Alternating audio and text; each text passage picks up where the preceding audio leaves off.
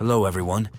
If you've forgotten your password and you don't remember what it was, and you prefer not to change it, I'm going to show you a way to retrieve your current password so you won't need to reset it and create a new one. Let's get started. First, open your Gmail app on your phone. After that, click on the profile icon at the top right corner. Next, click on Manage your Google account. In this page, navigate to Security.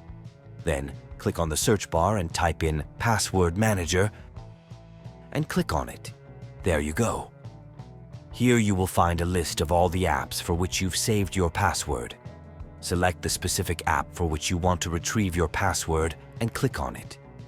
For this video, I only have Instagram, so I will click on it.